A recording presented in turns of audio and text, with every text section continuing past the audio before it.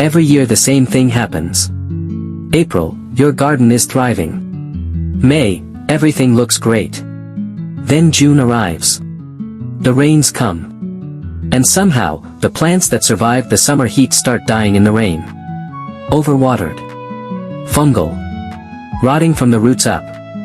And nobody told you why. Today we are going to decode exactly what happens to your plants during monsoon, and give you a clear action plan before June hits. Welcome to Garden Decoded. In this video we will cover 3 specific things that kill plants in the monsoon season, and most gardeners never realize it, plus a bonus checklist of 5 plants you should move indoors before the rains begin. Let us get started. The first monsoon killer is waterlogging. And the reason it kills your plants is something most people do not understand. Here is what actually happens when your soil stays wet for too long. Plant roots do not just absorb water, they also need to breathe. Roots require oxygen to function. When your pot or garden bed is constantly waterlogged, the air pockets in the soil get filled with water. The roots are now sitting in water with no oxygen. Within 48 to 72 hours, they begin to suffocate. This is root rot. Once root rot begins, the roots turn brown or black and go mushy. They can no longer absorb water or nutrients. So your plant actually starts dying of thirst even when it is sitting in water. It is one of nature's cruelest ironies. How do you identify it? First, the leaves will turn yellow, starting from the bottom of the plant. Second, the soil stays wet for days even without more rain. Third, if you gently pull the plant out of its pot, the roots are brown, soft, and may smell bad. Fourth, the plant wilts even when the soil is wet. This is the most confusing sign because it looks like it needs water when it actually has too much. Here is how to fix and prevent it. Step 1, drainage is everything. Every pot you own must have a drainage hole. If yours does not, drill one or repot. During monsoon, elevate your pot slightly off the ground using small bricks or pot feet so water can drain freely from the bottom. Step 2, add drainage material. Put a 1-inch layer of small stones or broken pot pieces at the bottom of your pot before adding soil. This prevents the drainage hole from getting blocked by soil. Step 3, if root rot has already started, remove the plant, trim all the brown roots with clean scissors, let the roots air dry for 1 hour, then repot in fresh dry soil. Stop watering completely for 1 week. The second monsoon killer is fungal disease. And here is why monsoon creates the perfect storm for it. Fungi and monsoon delivers all 3 at the same time. Temperatures stay between 25 and 35 degrees. Humidity shoots above 80%, and if your plants are crowded together, there is almost no airflow between them. The 3 most common fungal problems you will see are, 1. Powdery mildew, a white or gray powder on the top of leaves.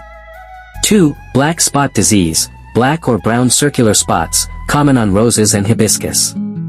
3. Stem rot, where the base of the stem turns dark and soft, often killing the plant within days. Here is something important to understand about fungal disease that most gardening videos skip. Fungi spread through spores that travel in water droplets, including rain splashing from the soil onto lower leaves. This is why the lowest leaves of your plant often show fungal symptoms first. The soil is the source, and rain splash is the delivery mechanism. Prevention is far easier than cure. Before monsoon begins, ideally in May, spray all your plants with a diluted neem oil solution.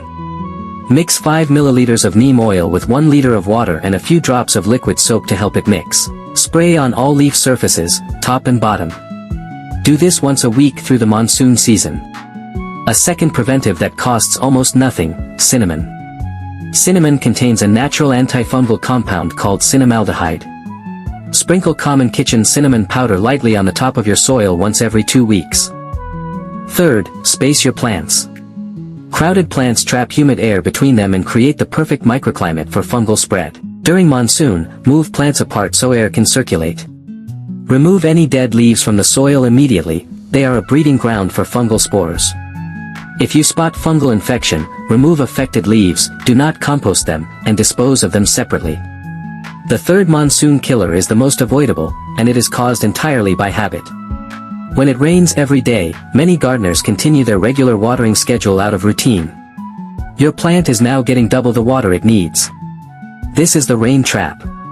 But there is a more subtle version of this mistake. Even if you stop watering when it rains, you may be watering on days between rains without checking whether the soil actually needs it. In monsoon, the ambient humidity is so high that soil takes 2 to 3 times longer to dry out than in summer. What looks dry on the surface may still be wet 3 inches down.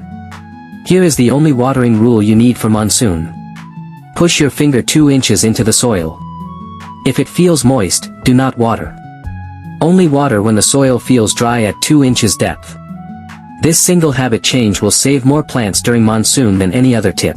For outdoor plants, if it has rained in the last 24 hours, skip watering completely. The signs of overwatering look almost identical to root rot, because overwatering causes root rot. Yellow leaves, especially starting from the bottom. Leaves that are soft and limp rather than firm. A few plant groups need almost zero watering during monsoon because the humidity alone is enough for them.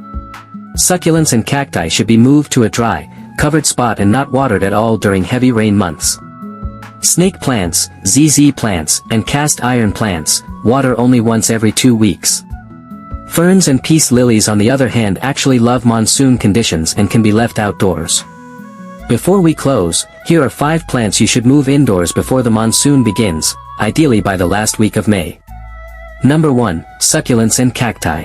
They evolved in dry conditions and cannot handle continuous rain. Even 1 week of waterlogged soil will kill most of them. Number 2, roses. Roses are extremely susceptible to black spot fungal disease in high humidity. Move container roses under cover or at least ensure excellent air circulation. Number 3, African violets. They hate water on their leaves, rain destroys them quickly. Number 4, money plants and pothos in hanging baskets. They can handle monsoon but the hanging basket will become waterlogged fast, move to covered area. Number 5, newly propagated cuttings and seedlings. They have undeveloped root systems and will not survive waterlogging, bring them all inside. Let us quickly recap your monsoon survival checklist. 1. Check every pot has a drainage hole. 2. Add drainage stones to pot bottoms. 3. Elevate pots off the ground. 4. Spray neem oil solution on all plants this week. 5. Dust cinnamon on soil surface. 6. Space plants apart for airflow. 7. Remove dead leaves from soil immediately. 8. Use the 2-inch finger test before every watering. 9. Move succulents, roses, African violets and seedlings indoors. 10. If it rained today, skip watering completely. Monsoon does not have to be the season when your garden falls apart. With these simple steps you can actually make it the season your garden thrives. The plants that survive monsoon properly come out stronger and fuller than before. If you found this useful, subscribe to Garden Decoded. We publish a new gardening guide every week, always backed by science and always explained simply.